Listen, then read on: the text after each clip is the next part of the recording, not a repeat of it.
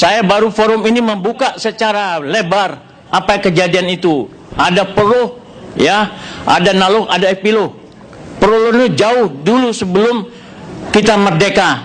Perjuangan kita antara kelompok-kelompok di dalam bangsa ini sudah ada segmen-segmennya. Ada kelompok nasionalis, ada kelompok Islam, ada kelompok komunis. Mulai tahun 45.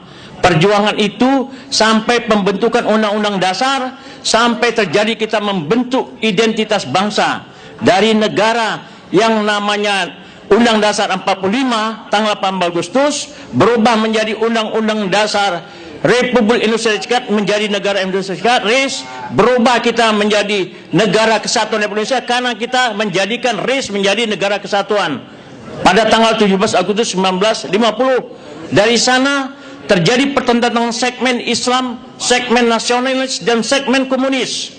Sampai ini perjuangan kita menghadapi PRI, Permesa, RMS, DITI, semuanya. Dan puncaknya adalah tahun 65. Karena kekacauan kita mulai 45 sampai dengan 65, di bawah pemimpinan Bung Karno, terjadi kekacauan politik dan sosial. Dan sini perjuangan kita, hancur-hancuran bangsa ini. Puncaknya adalah GTOS PKI, pembunuhan para jenderal yang tidak setuju, pembentukan angkatan kelima buruh dan tani yang disetujui oleh Bung Karno. Karena kekacauan sosial ini muncullah Pak Harto sebagai penyelamat bangsa, menata kembali ini bangsa menurut Undang-Undang 45 tanggal 18 Agustus. Dan banyak perjuangan ini Pak Harto berat sekali menghadapinya. Karena di tubuh TNI, di tubuh ABRI waktu itu jenderal-jenderalnya banyak yang terlibat GTOS PKI dan berada dengan Pak Harto ditata menurut Pancasila tahun 1945 menurut Undang-Undang Dasar 1845. Kekacauan sosial dan politik ini ditata dengan Pak Harto dengan tangan besi, jelas tangan besi. Kalau dengan tidak tangan besi tidak tertata. Nah, kemudian karena ditata dengan tangan besi, terpecahlah kelompok nasional juga, ada jenderal dan kelompok Islam. Para jenderal juga ada kelompok Islam. Ya, saya nanti akan sebutkan satu persatu. Saya ketemu dengan Prabowo waktu masih catar, calon taruna, saya didik dia. Dan saya ketemu dengan Pak Mitro supaya Pak Mitro titip didik ini Prabowo.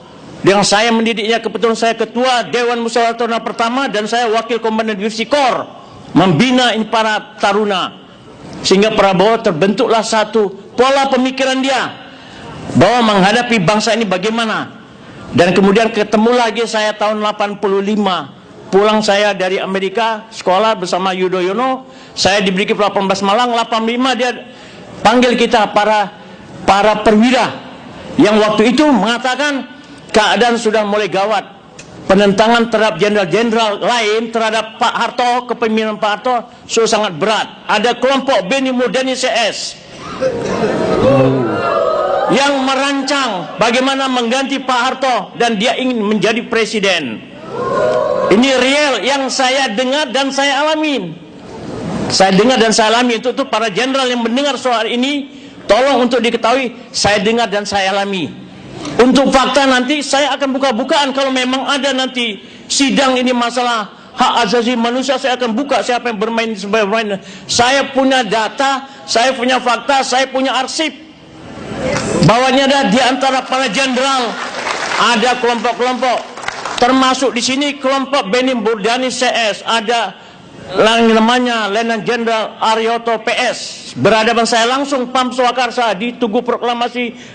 Dimarah-marahi sama Ratna Sarumpait. Pertemuan bintang 3 tidak bersambut Tugu Proklamasi tanggal 10 November 98. Dan kemudian saya mengalami sendiri bagaimana Harsudinata, Kasos Paul, semua ini menentang Pak Harto ikut dengan Beni Murdani. Dan kemudian bagaimana grup ini berusaha supaya Pak Harto jatuh. Sudah dia berusaha, situasi ini sudah akan dia serahkan. Dia carilah pimpinan nanti negara ini adalah orang yang punya smart, yaitu Habibie. Dan Habibie menaikkan Habibie, saya terlibat di dalamnya menjadi wakil presiden 1 Maret 1998. Didukung oleh fraksi ABRI Faisal Tanjung. Dan saya terlibatnya untuk menaikkan Faisal Tanjung menjadi Panglima ABRI. Karena apa? Faisal Tanjung diharapkan bisa membersihkan kelompok Beni Murdani CS yang menantang Pak Harto. yang menghancurkan kelompok-kelompok negara yang untuk kita bersatu di Undang-Undang 45. Ini kenyataan dan realitas. Dan kemudian naiknya Habibie, saya beritahu satu Mar, ketika fraksi Habibie mendukung Habibie, karena kalau nggak didukung sama fraksi Habibie nggak mungkin bisa. Pak Harto ingin negara ini dipimpin oleh orang smart dan negara ini akan maju karena jaringan internasional Habibie cukup baik. Kemudian terpilihlah Habibie.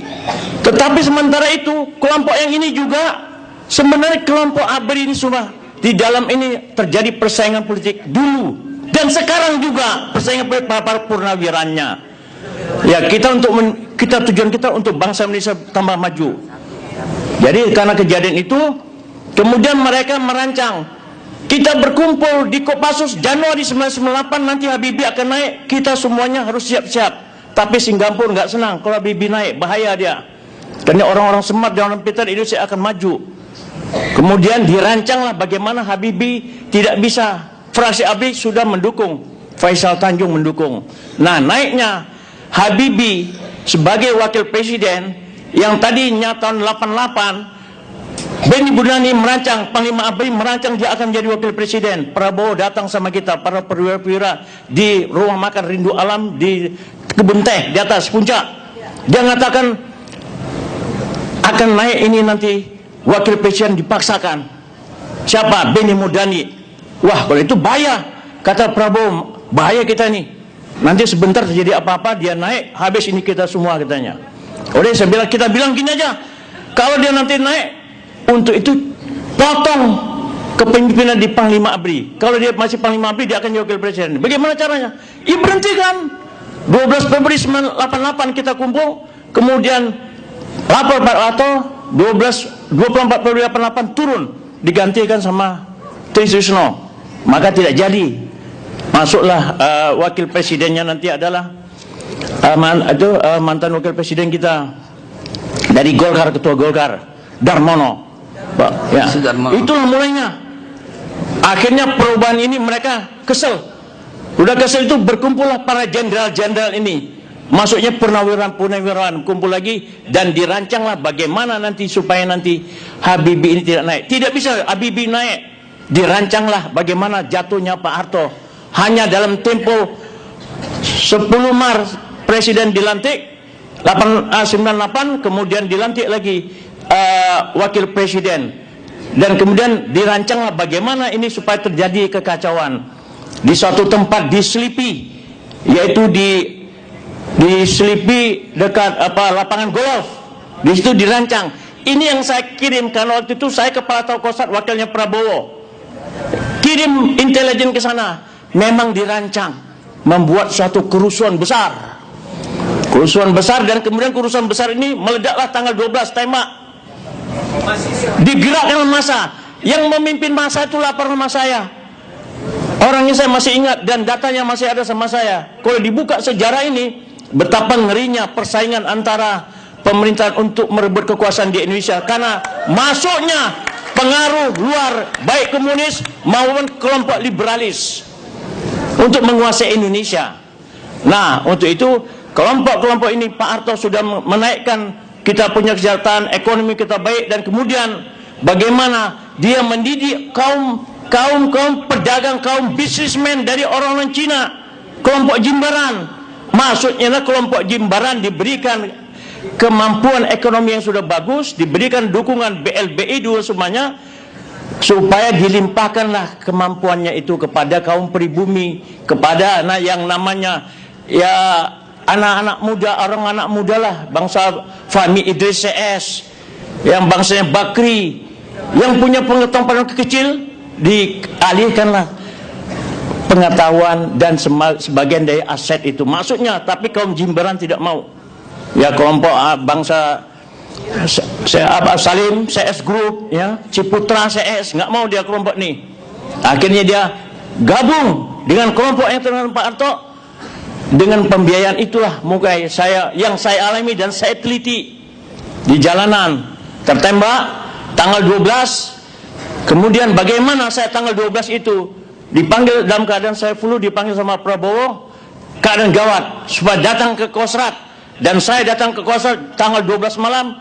kerahkan pasukan, masukkan Jakarta. Karena ada rencana operasi waspada mengamankan sidang umum MPR dan pemilu tahun 1997 masih berlaku.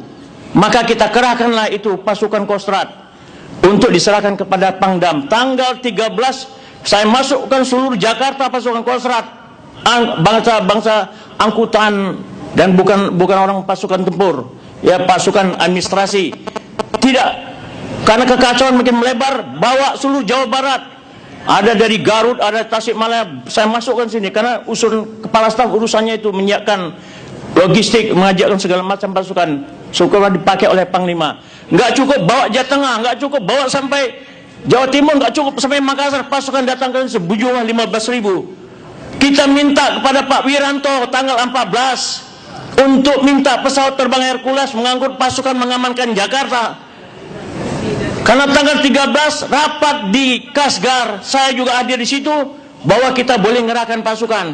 Tiba-tiba tanggal 14 Pak Wiranto menuju Malang, tinggalkan kota Jakarta dalam keadaan kacau. Dan saya ditelepon sama Kasum, yaitu Farul Razi, jangan kerahkan pasukan, perintah Pak Wiranto. Loh, ini keadaan kacau, masa nggak boleh kerahkan pasukan supaya jangan kacau? Di Glodok, di Semarang terjadi pembakaran. Itu memang dirancang untuk pembakaran supaya nanti keadaan Pak Wiranto pergi tanggal 14. Saya sendiri nerima telepon, tidak boleh Hercules dipakai. Akhirnya kami sewa charter pesawat Mandala dan pesawat Garuda. Saya sendiri cek ke Surabaya, saya pergi ke Makassar, bawa segera ke Jakarta. Pasukan semuanya 15.000 di Jakarta. Dianggap kita mau kudeta. Padahal ini rencananya memang sesuai dengan RENOP dari Panglima ABRI waktu itu, Faisal Tanjung sebagai Panglima ABRI. Jadi kita bukan mau kudeta datangkan pasukan, tapi kita mengamankan Jakarta.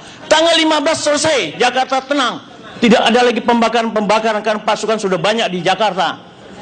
Apa nyatanya? Tanggal 15 Pak Harto pulang dari Mesir, di bandara Halim Perdana Kusuma, Wiranto dengan Komandan Pas Pampres teman saya Endar Suharto bilang, Pak, keadaan kacau, tidak bisa diatasi, lebih Bapak mundur.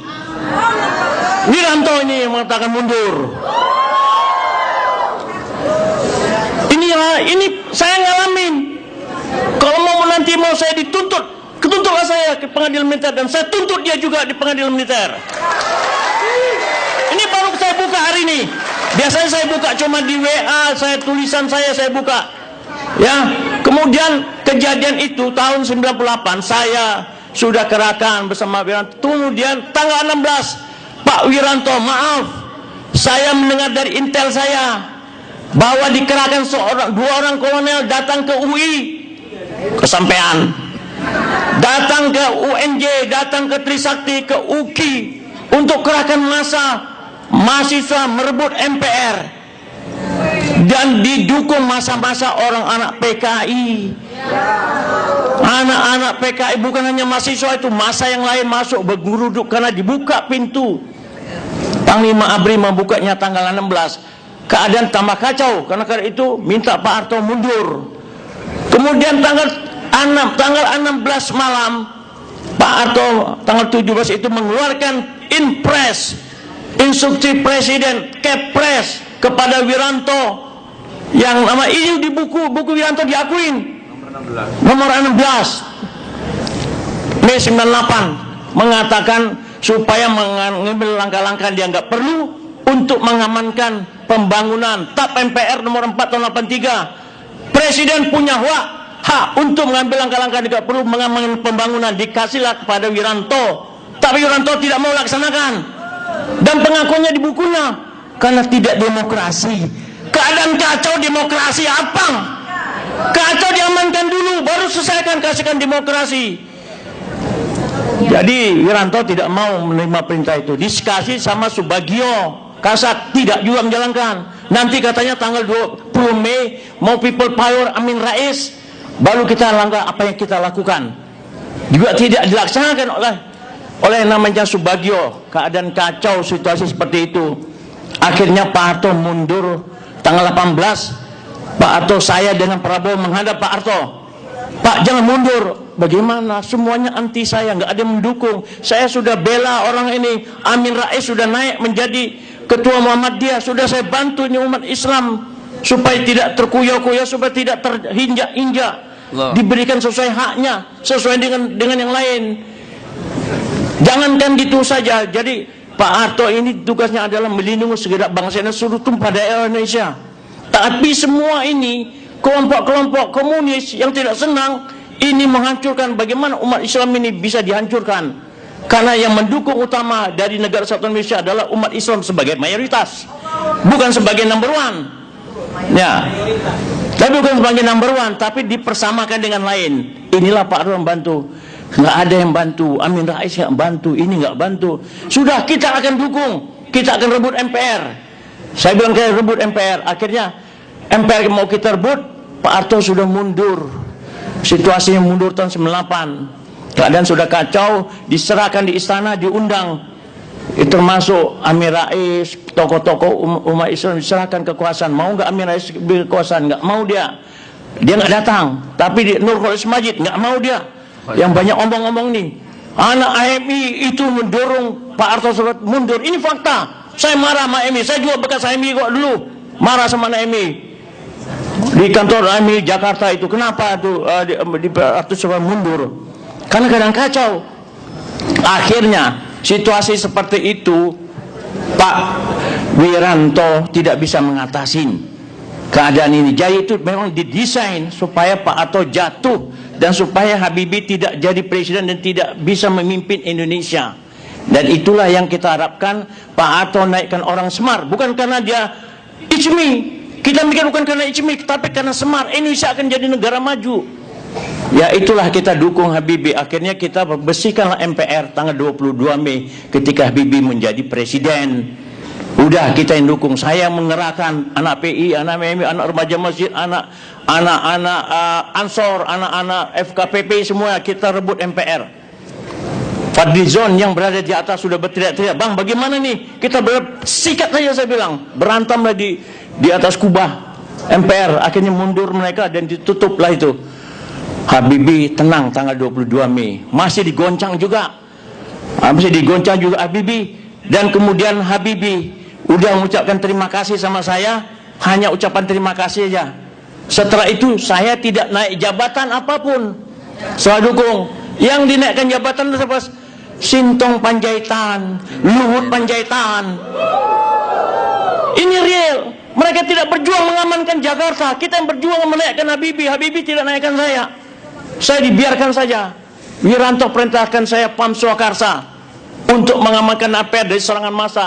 Masa anak-anak PKI bawa bendera PKI, bawa bendera PDIP, bawa bendera Megawati, dan menggunakan pistol nembak, dan kita gugur 3 orang di Cawang. Masih ada fotonya sama saya. Bagaimana kejamnya anak-anak PKI yang ikut grup ke anak-anak PB menyerang saya. Anak PDIP menyerang saya di Pam Swakarsa tanggal 10 Mei, tanggal 10 November 98 di mana? Di Tugu Proklamasi. Di situ ada pimpinan ketua PDIP Managara Manurung. Di situ ada pimpinan PDIP Roy Janis. Di situ ada Aryo Topes, Letnan Jenderal Purnawan. Di situ ada Ranu Sarumpait. Ranu Sarumpait orang PDIP. Kenapa dibayar orang Prabowo? Itulah kejadiannya 98. Dilanjutkan 10 Mei, kita pertahankan Habibie. Sidang istimewa aman. Saya Pam Swakarsa berada di depan menghadapi massa anak-anak PKI, anak-anak PDIP, semua massa yang anti sidang istimewa. Saya berada di depan, perintah Wiranto, katanya perintah presiden. Saya masih dinas, tapi karena saya botak, saya tutup topi saya. Dan saya pakai jeans. Saya pimpin massa 30.000 orang, dibantu sama Pak Abdullah Syafi'i. Membantu beliau nih. Kayak Abdul Rashid Abdullah Syafi'i. Ya, Abdul Rashid Abdullah Syafi'i yang bantu saya. Pakai radionya, Radio Asafiyah. Saya bergerak tanpa sepeser uang pun dari Wiranto. Perintah Wiranto saya laksanakan karena perintah dari presiden. Tapi setelah aman sidang istimewa berjalan, saya tidak dipanggil lagi Habibie. Itu kekurangannya. Dan saya minta sama Habibie pengeluaran saya, maaf cakap, pengeluaran saya untuk Pam Swakarsa November 98 supaya diganti. Tidak diganti Habibie. Wiranto terima tapi tidak dikasih sama saya. Dan pengakuannya dalam sidang pengadilannya Akbar Tanjung, dia ngaku terima dari Bulog 10M untuk Pam Swakarsa, tapi tidak kasih sama saya until now. Tapi saya nggak dendam sama dia. Waktu Pilpres 2014 saya bantu dia untuk tim sukses, tapi dia tidak mau, nggak mau saya masuk di dalam tim suksesnya. Saya suruh di luar, padahal saya mau bantu. Kalau saya bantu dia jadi presiden 2014. Tapi nggak bantu saya, nggak mau dia saya bantu, nggak jadi presiden. Ya saya lawan langsung. Saya keluarkan buku saya bagaimana peran dia yang nggak benar itu. Nah Wiranto pasti dengar nih, panas dingin dia. Nah, udah maaf cakap, itulah kira-kira kejadiannya pada tahun 98. Peran kita di mana pertentangan kelompok ini, ada kelompok komunis, kelompok nasionalis, dan sekarang juga ada kelompok komunis sudah bergerak lagi. Udah siapkan killing field, saya sudah tinjau itu di Jawa Tengah, killing field sudah dibuat.